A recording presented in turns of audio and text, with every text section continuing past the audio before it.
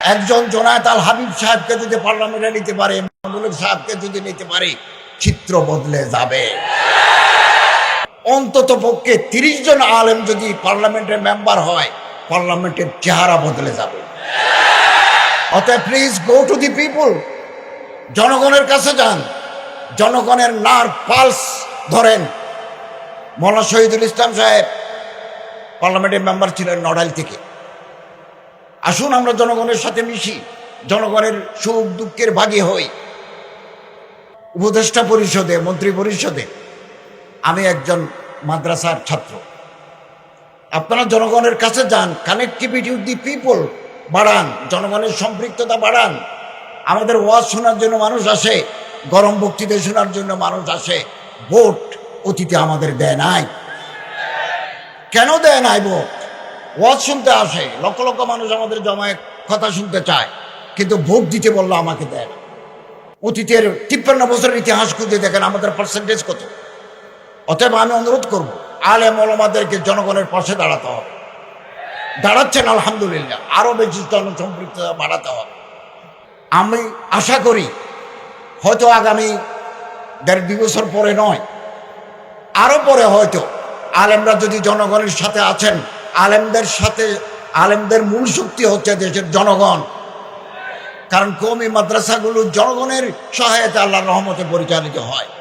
অর্থাৎ public connectivity ওনাদের আগে থেকেই আছে। এটা একটু বেগবান করতে হবে। আমি আশা করি, আমার প্রত্যাশা, ততদিন আমরা দুনিয়াতে বেঁচে থাকবো কিনা জানি না, এই দেশ একদিন আলেম এবং ইসলামপন্থীরা রাষ্ট্র পরিচালনা করবে। চারিদিকে আলহামদুলিল্লাহ এবং জোয়ার সৃষ্টি হয়েছে। আমি সবসময় ঐক্যের কথা বলি, ওয়াহাদাতে উম্মতের কথা বলি। এখনো যদি যারা ইসলামী আদর্শকে লালন করি, আমরা যারা, আপনারা, আমরা যদি একটু কাছাকাছি আসতে পারি, তাহলে আগামী দিনের ইতিহাস বদলে যাবে। নূতন এক সূর্য পূর্ব আকাশে উদিত হবে ইনশাআল্লাহ। অতএব আমাদের ঐক্য প্রয়োজন, ঐক্য প্রয়োজন। একে অপরের হাত ধরি এবং ইনশাআল্লাহ, আল্লাহ না করুন,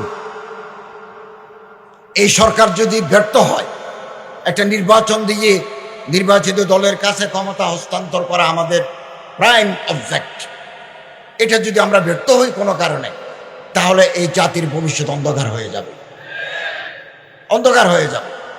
একের পর এক চ্যালেঞ্জ আমরা মোকাবেলা করছি, একের পর এক চ্যালেঞ্জ। আপনি একটু চোখ বন্ধ করে আমাদের দায়িত্ব নিচ্ছি আমরা 8 অগাস্ট, এরপর থেকে আপনি বাংলাদেশের সিচুয়েশন পরীক্ষা করেন। 1, 2, 3, 4, 5, 6 এভাবে একের পর এক অদৃশ্য শক্তি জনগণের মাঝে বিভেদ তৈরি করে ঘোলা পানিতে মাছ শিকার করতে চায়। অতএব আমাদেরকে সচেতন থাকতে হবে, ঐক্যের বন্ধন মজবুত রাখতে হবে, আলেম ওলামাদের পদাঙ্ক অনুসরণ করতে হবে, ওনাদের কথা মতো আমাদের চলতে হবে। কারণ এটা জামাত, একটা দল, ওলামা হযরতের দল যুগে যুগে কোনো ভুল সিদ্ধান্ত নেন না, ওনারা সঠিক সিদ্ধান্ত নেন। এবং আলহামদুলিল্লাহ, ভারতে আকবরের মতো গোমরাহ শাসককে সত্যের যিনি দাওয়াত দিয়েছেন, উনি মুজাদ্দেদ আলফে সানি আহমদ সিরহিন্দি।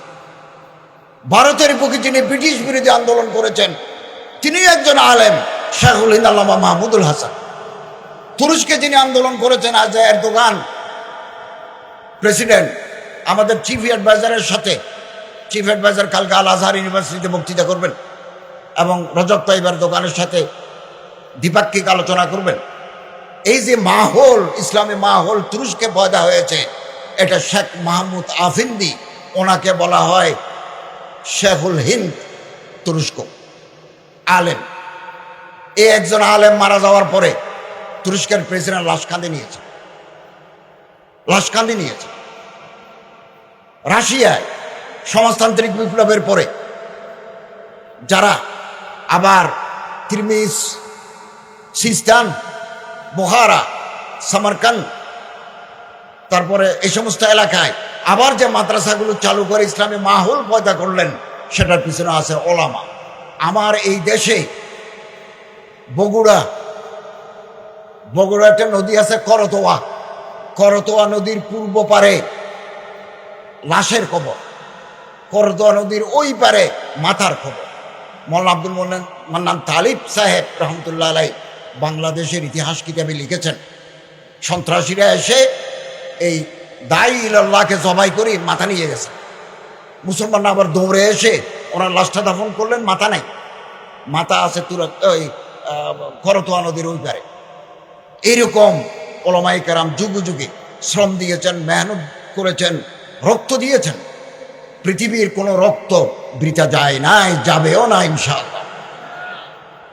অতএব আসুন আমরা ওলামা হযরত ওলামায়ে কেরাম, মাশায়েখে আযম, আইম্মায়ে মাসাজিদ যারা সারাটি জীবন দ্বীনের জন্য মেহনত করে গেছেন, এক একটা মাদ্রাসা করেছেন রক্ত পানি করে। আমি নিজেও মাদ্রাসার ছাত্র, মাদ্রাসার ওস্তাদ ছিলাম, এখানে আছে বিশ্ববিদ্যালয়ের প্রফেসর ছিলাম। এখানে দায়িত্ব নেওয়ার আগে আমার এগুলো জানা আছে। আমার বাবাও মুহতামিম ছিলেন এক মাদ্রাসার, আমার আত্মীয় স্বজনও মাদ্রাসার সাথে যুক্ত। আমার তো এগুলো পরবর্দা। অতএব আসুন আমরা ঐক্যবদ্ধ থাকি, আমাদেরকে সহযোগিতা করুন, এই সরকারের হাতকে মজবুত করুন। আগামী দিনে একটি সুন্দর ভবিষ্যৎ আমরা আপনাদের উপহার দিতে চাই এবং তৈরি থাকুন। আমি তো নমিনেটেড বাই দি গভর্নমেন্ট, সরকার কর্তৃক আমি মনোনীত, নির্বাচিত নই। নির্বাচিত সরকার লাগবে। আগামী দিনে আপনারা আলেম ওলামাদেরকে নির্বাচিত করুন, যারা সমাজের মুখপত্র, যারা তর্জমানে ইসলাম, ওনাদেরকে আপনারা পার্লামেন্টে পাঠার ব্যবস্থা করুন। এখনো হাতে কিছু সময় আছে, এখনো কাজ করার সুযোগ আছে। একা হতে পারবেন না, আর অন্যের হাত ধরুন। সবার 10টা হাত যদি একসাথে জড়ো হয়, বিশাল শক্তিতে পরিণত হবে। এবং এই দেশে সুপ্রিম কোর্টের একজন বিচারক এর মাধ্যমে আমরা একটা জাজমেন্ট পেয়েছি, আমার বাসায় আছে, এখনো পড়ে দেখি নাই।